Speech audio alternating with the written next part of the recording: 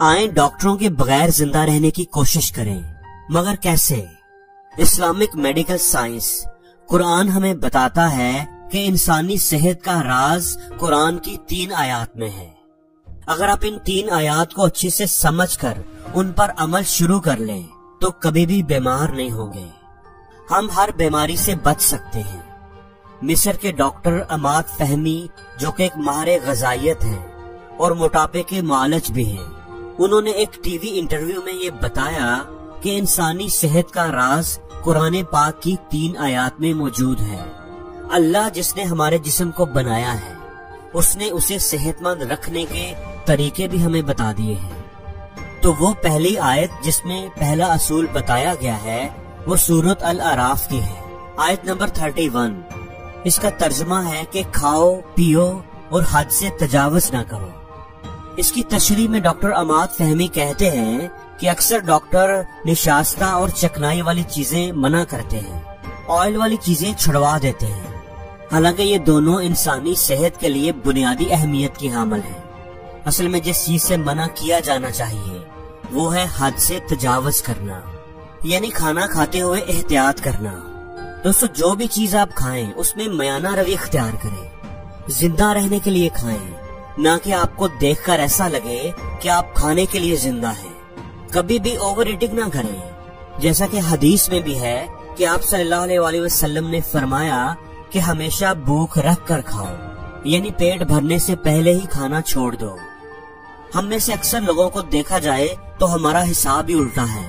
ہم اتنا زیادہ کھاتے ہیں، اپنے معدے پر اتنا بوجھ ڈال دیتے ہیں کہ وہ اس خوراک کو صحیح طور پر ہضم ہی نہیں کر پاتا۔ دوسرا اصول قرآن پاک کی جس دوسری آیت میں ہے وہ ہے سورۃ الانبیاء کی آیت نمبر 30۔ ہم نے ہر چیز کو پانی سے پیدا کیا ہے۔ پانی ہماری صحت کے لیے بہت ضروری ہے، اس لیے پیاس لگے یا نہ لگے پانی ضرور پیجیے۔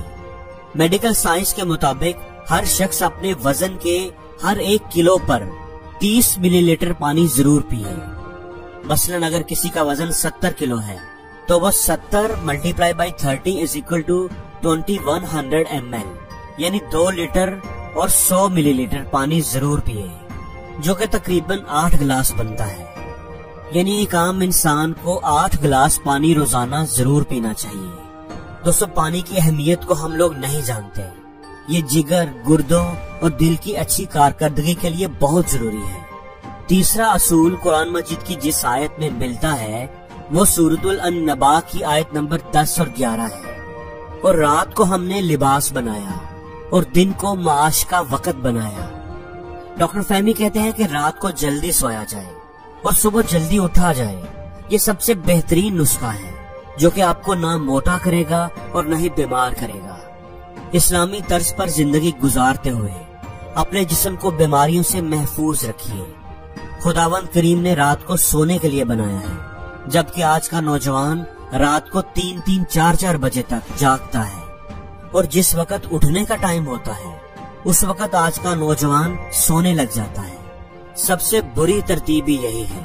اللہ نے جو انسان کے جسم کا ایک سسٹم بنایا ہے، اس سسٹم میں یہ رکھا ہے کہ صبح کے ناشتے کو بھرپور طریقے سے کرنا چاہیے، دوپہر کا کھانا ناشتے سے قدرے کم ہونا چاہیے، اور رات کا کھانا بالکل ہی کم کھانا چاہیے۔ آج اگر ہم اپنے لائف سٹائل کو دیکھیں تو ہم صبح کو ناشتہ کرتے ہی نہیں، ناشتے کے ٹائم پر ہم سوئے ہوتے ہیں، اور رات کو ہم پیٹ بھر کر کھانا کھاتے ہیں، اور کھانا کھانے کے بعد ہم جا کر سو جاتے ہیں، اور جو کھانا ہم نے کھایا ہوتا ہے وہ صحیح طریقے سے ڈائجسٹ نہیں ہو پاتا، ہمارے پیٹ کے اندر ہی گلنا سڑنا شروع ہو جاتا ہے، زہریلے مواد پیدا کرتا ہے، ہمیں بیمار کرتا ہے، ہمیں موٹا کرتا ہے۔ ہم نے اللہ اور قرآن پاک کی ہر اس بات کو چھوڑ دیا ہے جو ہماری صحت کے لیے بہت اچھی ہے۔ اس لیے اگر آپ لوگ صحت مند رہنا چاہتے ہیں تو قرآن کے یہ 3 اصول اپنا لیں، صرف 3 مہینے ان کو اپنی زندگی میں اپلائی کریں اور فرق دیکھیں۔ اللہ سے یہ دعا ہے کہ وہ ہمیں ان تمام باتوں پر عمل کرنے کی توفیق عطا فرمائے، آمین۔